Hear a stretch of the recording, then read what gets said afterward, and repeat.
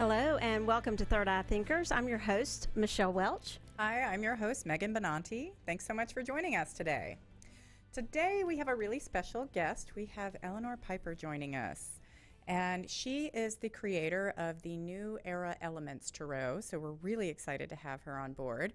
And it was kind of crazy because I fell in love with this deck and I really wanted to have her come or be on the show, and it turned out she lived in Allen, Texas, which is not far from Dallas. So, That's correct. so we had the pleasure of bringing her on board. So thanks for joining us, Eleanor. Thanks for having me. Excellent. So I want to start off with a little bit about Eleanor. We have the biography here. She was born in Germany, and she is the musician to a musician father and an art instructor mother. She grew up in a home where artistic expression of any kind was strongly encouraged and received training in drawing, sculpture, music, and jewelry making from her parents. In college, she continued her education in art, though she chose the career of an art historian rather than an artist. In 1987, she obtained a PhD in art history from the University of Münster in Germany, with a thesis detailing the influence of the art of William Blake on the oeuvre of Dante Gabriel Rossetti. During her research, she had formed ties to the United Kingdom and the U.S., and in 1998, she emigrated to the United States to join her English husband on an assignment. She eventually settled into a consulting position for a large American IT company and later started her own consulting firm, but continued to pursue her artistic interest in private, concentrating mostly on drawing, stained glass work, art glass, and jewelry making, and taking commissions as time allowed. So, and now she has created the New Era Elements Tarot. So thanks for joining us. All right, thank you.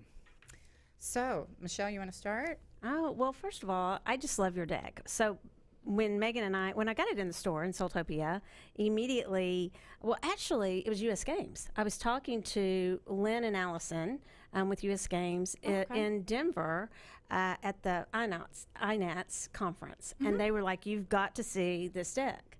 And because I'll go over and we'll just hang out and I'll go through all the decks because I do order a lot of decks for the store. And I was immediately drawn to it. And they said, really and truly, it's such an interesting take on traditional symbolism, but bringing it into the new era. Mm-hmm. And so could you explain a little bit about that for our listeners? Because that's really how they kind of pitched it before I even opened the deck and looked at it. Mm-hmm. And it really appealed to me. So I've been working with the tarot for many years, and there are a lot of traditional decks around. Like most people, I started with the Rider-Waite deck, like we most do, graduated to the Thoth deck, which is kind of still my go-to one if I'm using with one that's commercially available. And what struck me always was the fact that we are using the tarot to solve everyday problems for modern people, for ourselves, for our friends, maybe for our clients. And we are using unicorns and lords and ladies and princes and princesses and castles and falconers, and it's all beautiful, but it's all a big grand fair. My problems have to do with my job, with my sick child, with my divorce, with my broken car. They are very modern problems. Mm-hmm. And so I wanted a deck where I can pick up a card and it speaks to me about what's around me right now. I have a rocket in there. I have a marathon runner in there. There's a fighter plane. So there's a lot of stuff in there that really defines our modern reality, and I wanted that. The other part that I wanted was I wanted to work with the elements directly rather than with swords and wands and chalices and pentacles. Mm-hmm. And so I took the wands back to really be fire, and most of the motifs that I chose for the pip cards really have to do with fire, combustion engines, stuff like that. Yeah. And then finally for the majors, I wanted to have something that wasn't just Central European white. So I really wanted to go to Africa. I wanted to go to India. I wanted to go to, New Zealand. And so I really wanted to show this is actually a world experience. Because again, we live in a diverse society. We are not surrounded by white people in most cases. And so that's part of modern reality as well. So to me, it was bringing those different things together, which seemed to be disparate elements, but I wanted something that had cohesion and made sense. And so I never really intended it to be, but it's become my go-to deck as well. So if I actually pick up cards and do a spread for myself, sounds terribly egotistical, but or self-conceited, but I'm actually using my own cards because I'll pick them up and I have this visceral connection, and I'm hoping that people who use the deck will have the same. Oh, I think they do, very much so. And you shouldn't feel conceited about that, because I think that a deck speaks the language that we need to hear. So I actually have my clients pick the deck they're going to work with, and they're always in nondescript bags. But to me, the message that comes out of this is so powerful. And I saw the influence to the Thoth deck in this, but you had the 8 and 11 are different than the Rider-Waite. It's 8 is justice and 11 is strength. Why did you choose that? Well, it's kind of interesting because like I said, I actually started with a Rider-Waite deck, and then kind of when I moved over to Thoth, it seemed that, and Crowley kind of, reversed the direction. He went back to the old Marseille deck and some of the prior decks, which actually had the 8 for justice and then 11 for strength. It just seemed to flow better for me, even though I know why they did it, because obviously Leo and strength are associated, and then you have Libra and justice. Right. And so for the astrology, you would have to change the cards out. But for me, the tarot is still different. I'm not throwing a horoscope here, right? I'm still looking at the cards. And it's just, to me, the whole hero's journey, the whole progression, it just felt more organic. So there isn't really, I couldn't write a paper about it, why it should be, but for me, it just felt right. It felt right. Right. And well, I think that's what's really important, is what connects for you. The first time I noticed it was we were reading on the show with this deck, and we both go, well, is that strength or is that justice? And we went back and forth. And back to what you said about the ego or whatever, I think if somebody says to me they don't use their own deck ever, I would question, oh, well, what do you think's wrong with it? Why don't you? And I just love how you're just right out there with it. Every single thing that I notice about this deck, the diversity, everything you just mentioned, the elements, you're unapologetic in your approach to your deck, and that's why it's your deck. And I think it's very needed. And when you even said, the fair and the unicorns and the whatever, that may appeal to some. But really, these are real world issues that we get every single day. And you're not afraid, it seems, to open up the trigger.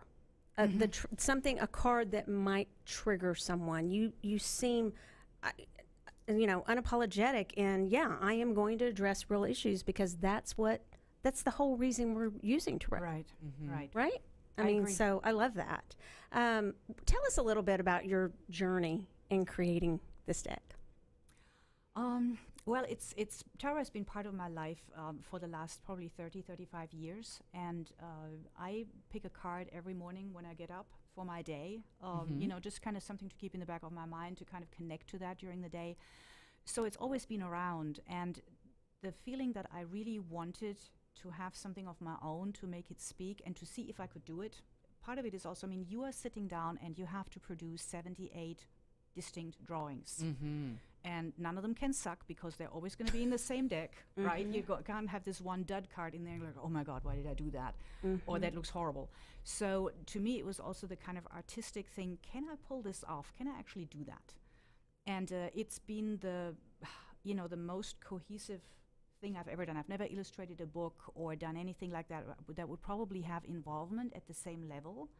And so it was also a kind of, hey, I want to do this. Like somebody says, I want to figure out whether I can run a marathon, or whether I can do an Ironman or something like that. And to me, it was this one.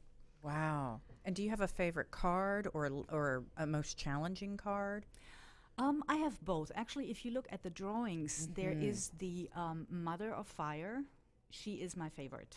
Oh, she's great. So that's the Empress, actually. Okay, that's Empress. You want to, I put a whole bunch, so I kind of throw you a curveball there. It's basically, you got her. There she is. Okay. And she's fabulous. Here's a large one. So we share kind of at least the same kind of zodiac sign for our birthday, and so to me, as a Leo, the Queen of Fire or the Mother of Fire has always been my go-to character. So for many years, when she comes up in a spread, it's like, oh, that's me. So where do I fit in everything else? And so picking her and having this incredible face, this dignity, this she's not an easy character. I mean, I don't know if I would want to meet her in person, but you know, so she was amazing to work with. So I really enjoyed that. Where were your where did your models come from? Are these people that you know? Some of the models that I used are actually from my own photos, but some of it is actually stock that in some cases I even bought a particular piece of stock. You know, it was just, it appealed to me. I wanted it, you know, and it seemed to fit into the deck. So it's a bit of a mixed bag, but I also wanted something where I didn't run into any copyright issues. So absolutely. Yeah. The artwork is absolutely beautiful. You are, I know you know this, but such a talented artist. Do you sell the prints? Or these are originals? The originals, do you sell? So the originals are all still with me.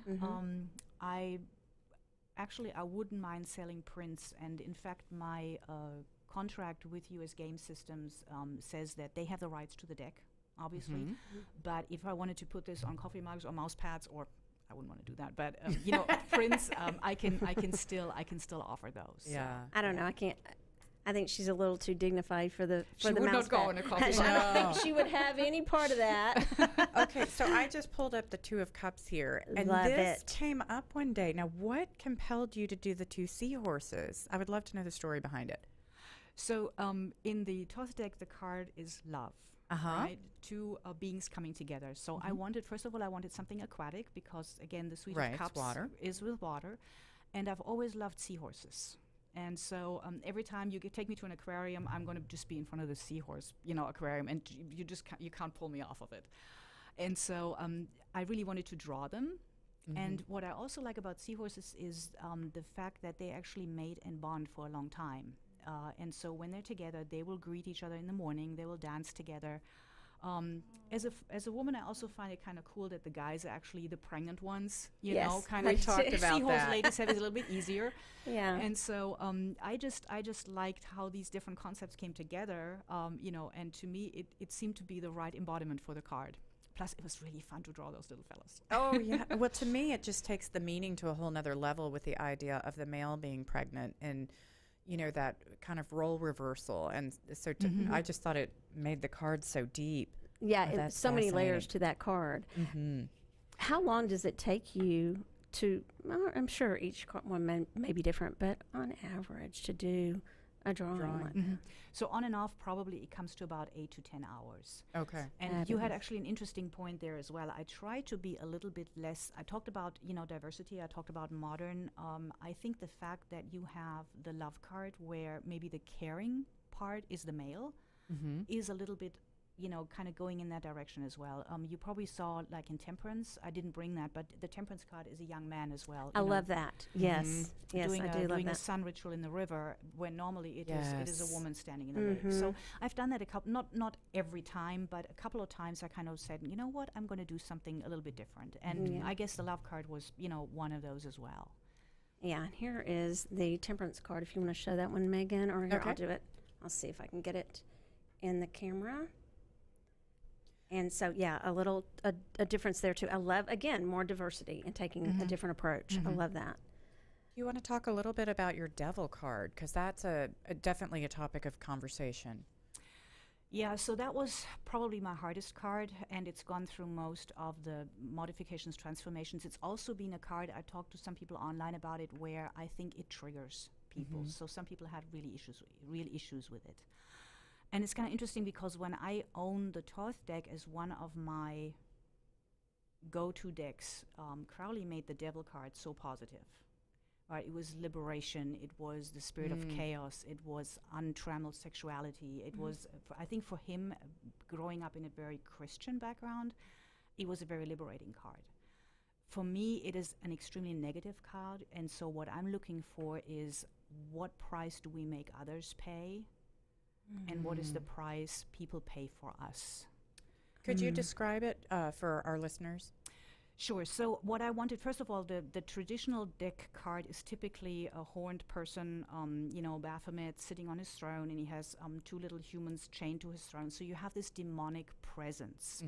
And to me, that takes evil and says, well, that guy made me do it. You know, the little devil sitting on my shoulder, you know, or this demonic being made me do it. And it's like, no, you know what? You made that happen. So this card actually, for the foreground, I went through a lot of permutations. Eventually, I settled on the Rwandan genocide. This is actually an image that I found of dead children. Very moving. Oh.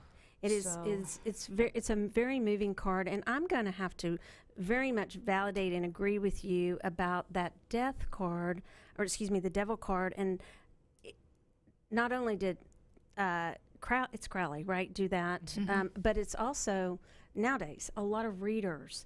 I actually had when we would dress up for our Soultopia Sensation fairs, my husband dressed up as the devil one time, and he walked around. It was interesting because we were dressing up as tarot cards, and he walked around and he was saying, it's only a transition, and we were kind of being a little cynical about that, because so many people will dismiss death and the devil cards as being just foo-foo, and they'll talk about it, it's just this, like it's so light and it's no big deal. And they almost just want to Pollyanna the cards instead of, again, saying, no, there are real issues here. Right. Well, and I think if we take this to modern times, we have seen pure evil. My background is, I was raised in Germany, and at age 14, they packed us all on a bus, and we drove to Dachau, and we went and saw the concentration camp and the ovens. This stuff is out there, I was still in Germany during the Yugoslavian Civil War, where the Serbs put the Muslims in pretty much concentration camps, where they found mass graves. And like Rwanda is another one. So, one of the things I actually had up there, which I took off because my mother said I should not go there, was I had the banner that's on the ISIS flag. Up there with the $sign and the Nazi swastika and the hammer and sickle. So we rationalize this: I can enslave you, I can kill you, I can treat you like dirt, I can murder you, because I want to make a profit, or because you are an Untermensch, or because you're bourgeois and you're the oppressor class. Whatever it is, we rationalize this pure evil, but it happens in our lives, and we have to take a stand. And so, to me, the devil card is a tough one. But sometimes in your life, I think you find that, because they say evil often happens because people do nothing, and you may be called to take a stand. And that's kind of where this deck goes, because I think our modern times go there. People go there. Yeah. I agree with that. The three of, it would be air, the Three of Swords, is another card that I believe, I'd like you to just discuss it a little bit. I love your depiction of it. Would you explain it to our listeners, and I'll actually show it too. So I wanted something, again, that spoke to swords. An air card, a card that has to do with the mind, and again, grief or sorrow, and the three pierced heart is kind of the traditional part of it. So again, I think it's a hard card. It's a card where, how do we deal with grief? And to me, it's self-harm, numbing yourself, maybe even checking out, killing yourself, overdosing. They are all areas where we deal with grief in a very non-constructive way. So to me, it's a card that really goes and says, look, don't hurt yourself, because there are things in your life that have wounded you. Wow. So true. That's really intense. Yeah. You really did take this deck to a whole new level. I have to say, hearing about it is even more amazing than reading with it. Thank you. Yeah, this is such a treat. Even when you read with it, though, it's interesting because there might be some who say this is just a little too much for me to read with. I'm not that kind of reader, so I will read with this, because I'm the kind of reader you're going to get what you get from me, okay? But some, it might not, but what I would encourage you to do if you're a reader is to get the deck and really think about real life, because that's the answers really when you're reading for yourself, or you're reading for a client, or reading for someone else, whomever you're reading for. It goes back to what you said at the beginning. That's what we want. And we really sometimes don't really think we can handle the truth, but we can. And this certainly triggers, for me, a lot of truth. Yeah. Well, and it's I wanted something where you look and it sparks something in you. It grabs does. you, so you don't have to go digging around. Oh, look, somebody put a little lizard on this small little corner, or there's a tiny little whatever, Right. and you have to read this like an alchemist's manual, until you finally figured it out. I really wanted something where you can bring all that background knowledge to it. It's not going to prevent it, but you look at it and go like, whoa, and you make a connection. And so I think, at least in my case, I feel my intuition kicking in better than if I had something that I really had to read like a book. Oh, But I again, agree. that's kind of a personal preference, or my way of engaging with the cards, if you will. And I know that you, I'm sorry, Megan, because I thought you were going to show you did for the court cards, you That's did daughter, or daughter, son, mother, father, correct? Yeah, I went away from the kings and queens, seeing that I already started, eliminating the castles and the tournaments and all that. I thought, you know what, we don't have kings and queens and princesses and princes anymore, even though, as girls we probably all were princesses at some point. But we're grown-ups now, and so it's family, Yeah. Love Right. that. Gets rid of the feudal Right, and feudal system. I didn't guess. want a page either. I really wanted the 2 males and 2 females. I wanted the balance there as I well. love that. Mm-hmm. Yeah. That's awesome. With the 3 of bees, where did that go? I just had it. I think it was So I was curious with this. Is one of these the queen? Because every bee is slightly different in this. And I was like, do we have 2 queens or do we have 1 queen? Actually, I was surprised. I mean, a bee is a bee is a bee, right? And so when I started hunting around for references, I found this incredible high resolution photo. I think it was about 500 pixels just on the narrow side. Wow. And I was starting to look. I mean, one of the wonderful things about drawing is you really have to look. And these things are shiny and hairy at the same time. I never knew that. I always thought these are fuzzy. No, they are really hard and chitinous, and you just have these little bristles on top. And so I realized, man, every single bee looks different. Like every single person looks That's different. okay, I so I wondered. didn't sneak a queen in there, but that's actually 3 worker bees, and they all look different, which to me was surprising because, I mean, they're all clones of one another. So it's like, how come? But apparently, they still express genes differently, I guess. And this would be our 3 of pentacles, correct? Yes. Traditionally? Mhm. So I wanted honey, I wanted labor, I wanted work, I wanted Working together. Yeah. Even though they fly, to me, especially the honey, is still something very sensuous, very earthy. Yes, and has- definitely. Yeah, that makes sense. Oh, well, these originals are truly amazing works of art, and such a treat that you brought them with us, with you today. Thank you. So when you said, and I think we were on air when you said this, you said, you don't want a dead card, any dead cards. Do you feel like you accomplished that? I have to ask. Yeah. Was there anybody in there? Was there anybody? There was one card I actually ripped up and redrew. Wow. So Okay. it was the 7 of air. Okay. So originally I really wanted something with 7 firefighters. And so I had this whole elaborate burning building with all these guys clambering around and stuff sticking up. And it was one of those cards where it's like, oh my God, this is going to give me a headache every time I'm going to look at it. But I had it done, and I actually ripped it up. I don't even have it anymore. It made me so mad. And and so now there are just 2 firefighters, and the 7 is just in the little reflective stripes that they have on their uniforms. Oh, yeah, okay. Otherwise, it's just 2 guys moving forward into the billowing steam, being brave because they don't see what's coming, but doing what needs to be done anyway. And it was so much more of that's kind of in a condensed way what I wanted to do. So that's one of them where I said, you know what, if I keep this, I can't live with myself or can't live with a deck. That's awesome. Yeah. Well, I think it's interesting there was only one. Out of That's okay. all Yeah. those cards, that's pretty amazing. Which Yeah. again, I don't know if I normally have that many hits or misses, or but it felt to me that I was on the right path. That things were really meant to be and meant to come together. So Yes. Yeah. What do you feel like you gained from making this deck? For you personally, or for the tarot culture as a whole?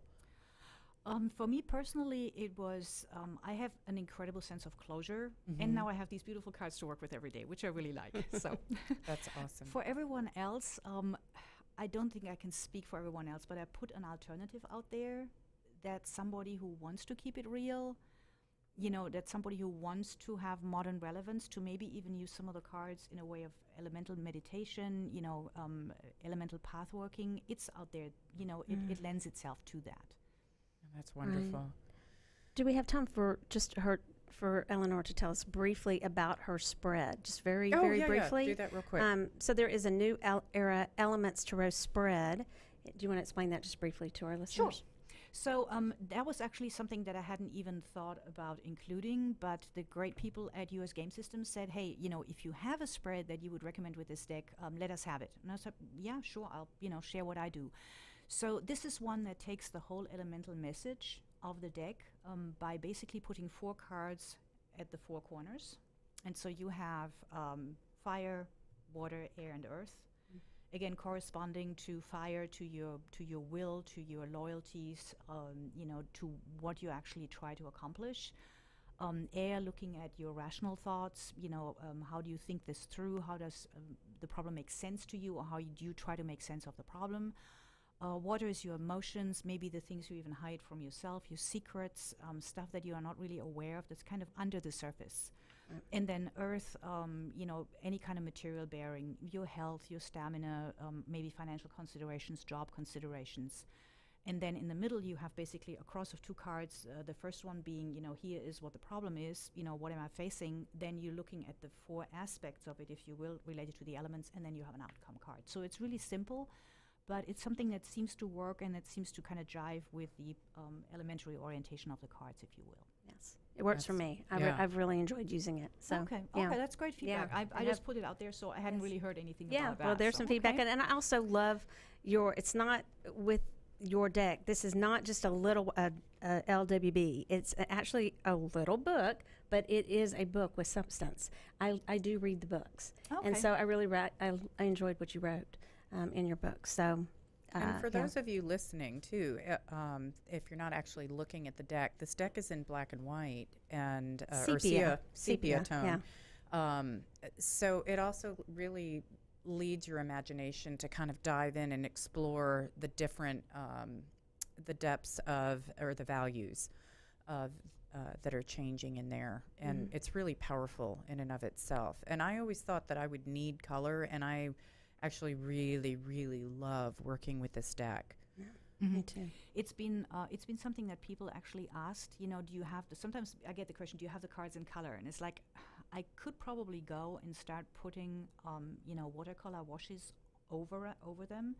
But the problem is you typically take some of the really fine detail of the pencil drawing away from it because it's still a body color, it's not a glaze. And so you might gain something, but you also destroy some of the original drawing, and the values of that. So we decided eventually to leave it as it was. I actually had a discussion about this with Jennifer Kaplan from US Game Systems. Right. Yeah. Wow. Well, I immediately thought of the movies. Where they'll put them in color now, and I'm like, oh, take it back to the black and white. I know it doesn't lose all the fine detail of the sketches, but they actually did start as sketches, many of those scenes in those old movies, and I immediately thought, oh, no, don't run. We're going back to Kansas. It's good the way it is. Let's just leave it in black and white Kansas, right?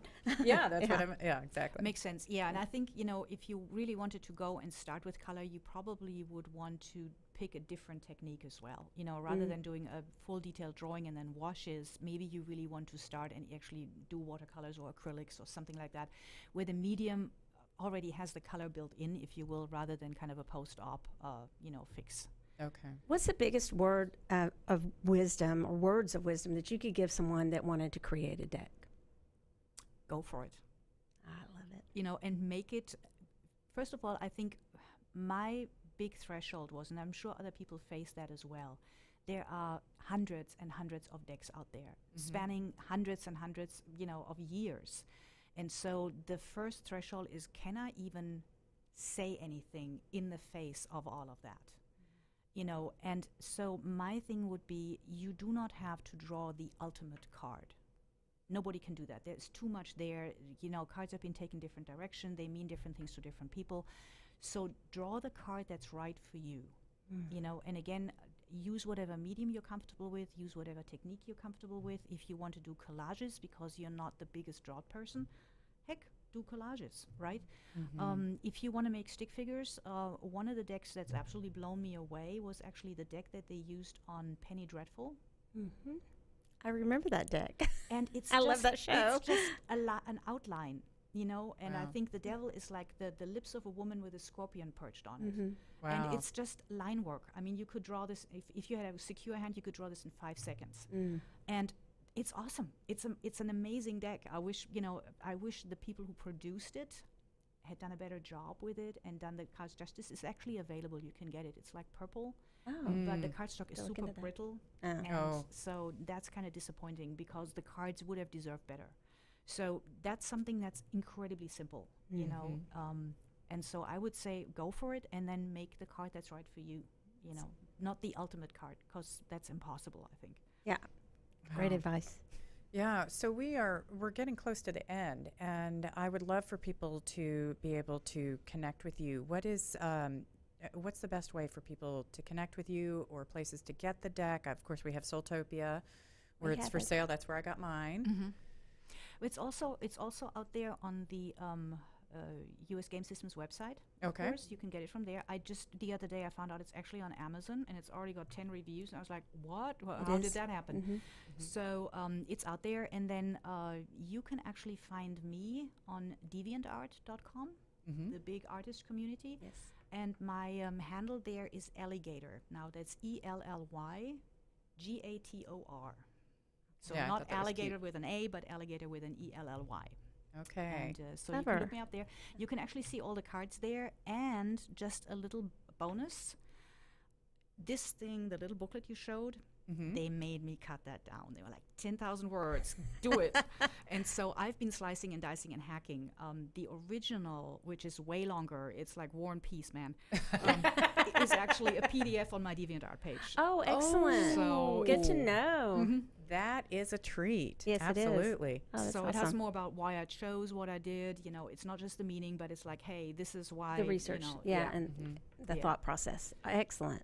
And when you are buying decks, to all our listeners, please do support your local shops. We find that thank really you. important, and it keeps businesses strong, and we get to be able to interact with our creators, and it keeps it special. So Thank you. I think one of the things you have online is typically also you can only see maybe 1 or 2 cards. You know, if you have a store, quite often they have a demo deck where they will actually be happy to show you what's there, can advise you, and so you know more about what you're buying. I think that's kind of the thing. You know, a lot of stuff is super to buy online, but clothes and tarot cards. And crystals. And You know, yeah, and oh my crystals, God, same yeah. thing, I will say, because we have people come all the time going, I bought this crystal, and we're like, oh, okay. But yeah. And I got some really lame decks on Amazon recently, and I am super disappointed. I sent them back. So And we work a lot.